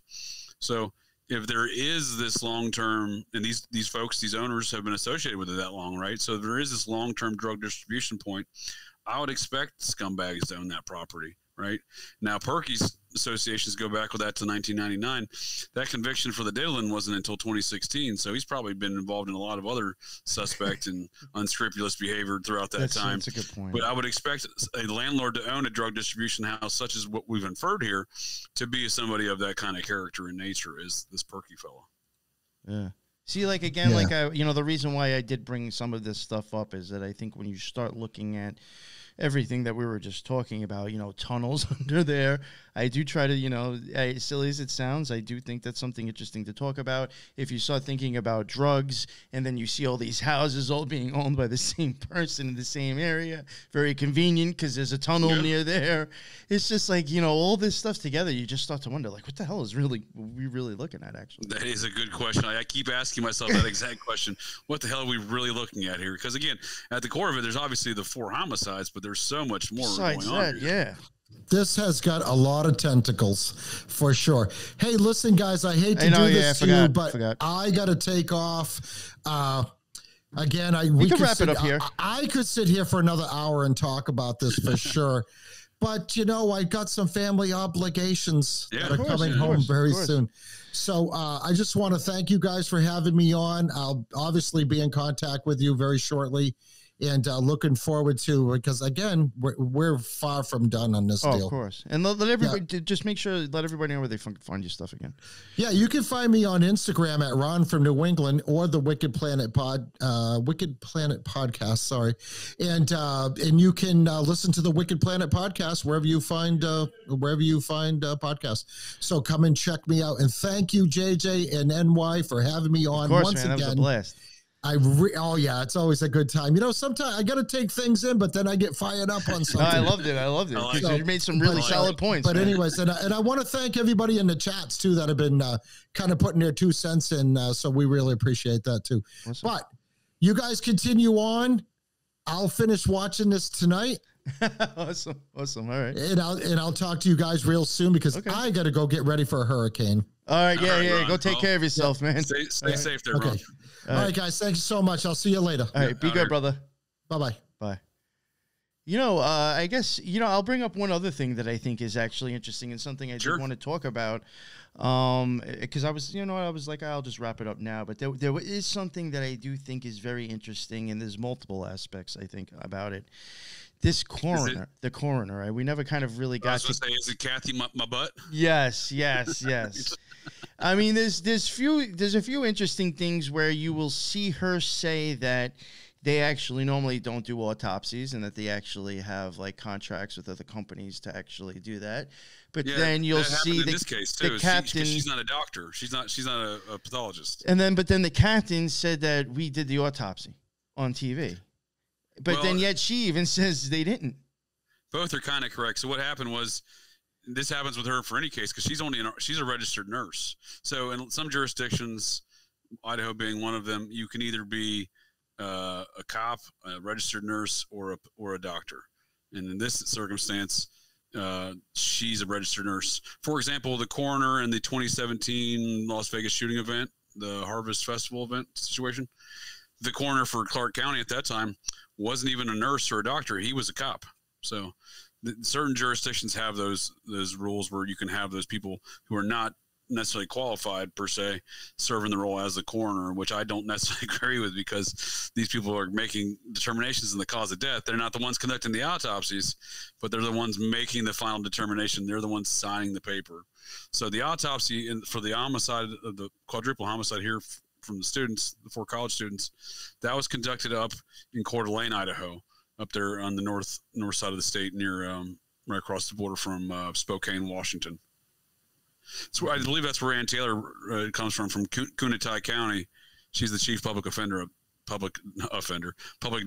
up there. So she's probably the chief public offender for a lot of people in the political situation in Idaho, because I imagine she's pissing a lot of people off. But yeah, that's where they did the autopsies here. But yeah, Kathy Mabud isn't really qualified to do much, in my opinion, other than, produce carbon dioxide, I guess. And she's even gone to that college, and isn't she involved with that college too? So she's a University of Idaho graduate, much like many other characters in this whole saga. She's actually, so she's a I'm sorry, I think she's an RN and a defense attorney, both, if I remember her record. So yes. She's and not only that, she's also you don't need to be an attorney to be a coroner, but you do need to be the RN. But she's also an attorney. She's a criminal defense attorney, and for some reason she's allowed to be elected to coroner, and then also still continue serving in private practice as a criminal defense attorney, which I find to be a bit odd. Oh, you know what? I actually wrote down some stuff about her. I didn't think I wrote down that much, and I'll just read it off just to... Yeah. All right. She was a defense attorney and coroner at Gritman or something like that medical center. She's also an alumni and faculty member at the University of Idaho. She took political science and got her law degree at the University of Idaho in 2001. Yep. And one thing that I thought was interesting, and I think maybe Jorm can correct me if I'm wrong, but I do think it was True Crime Design that was kind of showing some emphasis on this lady, and they were showing kind of like info about her from a site online, and I caught it. And I guess maybe they're not into occultism, or they just missed it themselves. But in the same article that actually states all this information about her, it does mention that she's also a Lions Club member. Oh, interesting. And that caught my attention. I was like, And the Lions Club was formed by Melvin Jones on June 7th in 1917. And Melvin Jones stated his intention was that the Lions Club would be masonry without the apron.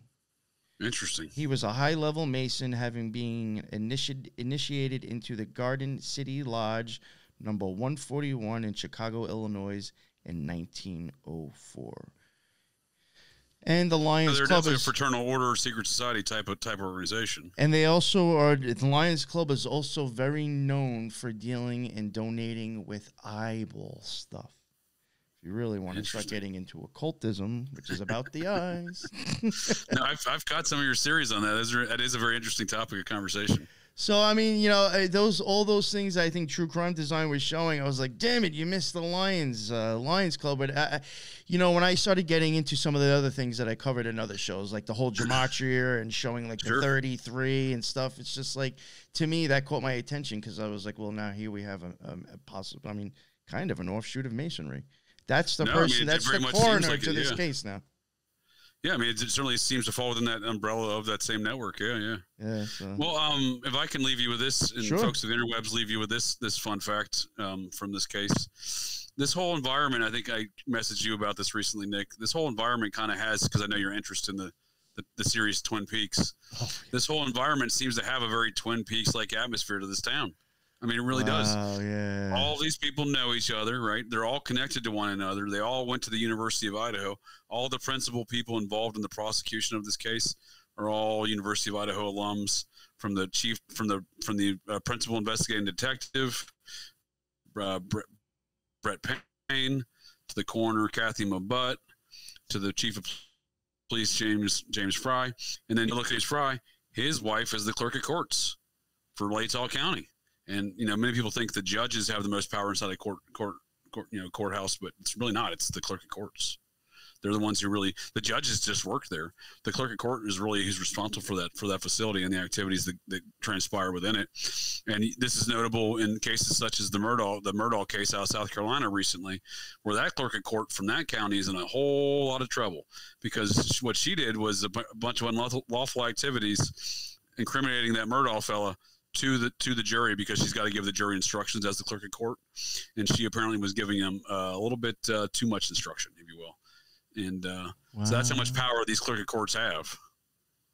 Damn, and that's James Fry's wife. So just, you know what I mean? The chief of police that was trying to raid the murder home and all the evidence in it on December 7th when they didn't even have a suspect, let alone have a clue. You know what I mean? He's literally driving the U-Haul to empty the place. His wife is the clerk of courts, you know? And then you look at folks like the private driver who dropped off Kaylee Gonzalez and Madison Mogan to the even the judge's wife works at the there you go. Even judge's wife works at the university. It's a very Twin Peaks like atmosphere, according to wow. to that is bugged out. Chat. But so the private driver, he works for the university. The private driver that dropped off the kids, or Madison Mogan, you know, the young adults, Madison Mogan and Kaylee Gonzalez, you know, essentially the last party to see them alive outside of their own roommates, perhaps. That dude's wife works for Moscow PD. So he works for the university, the driver does. His wife works for the PD, right, an administrative function, right? She's not an officer, but she works for the PD. So, again, it's a very Twin Peaks-like atmosphere. Yeah, I know you're going to enjoy that reference because I know you like Twin Peaks. Yeah, no, that's a really great way to put it, actually. Yeah. Wow. That's it would be too much to get into now, but like even occultism wise, I could see ties between Twin Peaks and this. Nice. This that's very weird that you even said that. That's a good match. But JJ, thank you very much for coming on and for staying on to entertain that little thing about the coroner or whatever. No, I like it. I always like talking about Kathy my butt. Yeah, right. Just the name. Yeah, let everybody know, just in case they didn't catch it at the beginning, but your links are in the bottom anyway. Let everybody know what you're about and what you got going on, what shows you got. Yeah. JJ Vance, thanks again for joining us here for this discussion, folks of the interwebs. If you'd like to reach out to me, you can find me on Instagram at operation_GCD, on Twitter /X Twixter. You can find me at Operation GCD, operationgcd@gmail.com if you want to reach out to me there. And again, I'll send you the link to my Substack where I'm putting all these Idaho thoughts and notions I have into a more cogent sight picture and analysis of the case on Substack entitled "An Isolated." Yeah, I think you sent that to me. I saw that. Declared. I think you might have sent me that link. I was like, oh man, I already sent you the link. Yeah, okay. That shit looks nice. What's that? Yeah, that it looks good too. Yeah, I was impressed. I appreciate it. I posted an introduction up there. I'm going to continue posting bi-weekly posts. I'll add it to the show notes. We'll begin charging for the subscription to that. For the first couple chapters will be free. Nice. All right. I'll leave a link in there. And when I get off of here, I'll add it in. And thanks for the invite, Nick. Enjoyed the conversation. I wish Ron didn't have to skip out early, but I understand. Yeah. And you both provided some excellent points, I think, in the discussion today, and especially with the DNA. And brought some new ideas. Got my wheels turning on a couple topics. So yeah. You brought up some good questions for sure. Nice. And that is the end of another NY Patriot show. Again, thank you for all the people in the chat and all the people that checked out the live. I really appreciate it. That's why I try to go live so people in the chat can join in. And I do say it a lot that if I happen to go live and you're even rewatching it, you're watching old live, check out the chat that goes on during the live. Sometimes there is a lot of information that's in there, oh, nice. That's a good idea. Definitely. It's the lives definitely. The people who were commenting, they normally got some good stuff to add. Because that's a different chat section, right? You have the live chat section, then you have the comments section, right? Yes, yeah, completely different. Yeah, so it is a different section. Yeah, that's a good point. Yes. So, for people in the chat, again, thank you very much. And that's it. And until the next one, everybody be well. Later.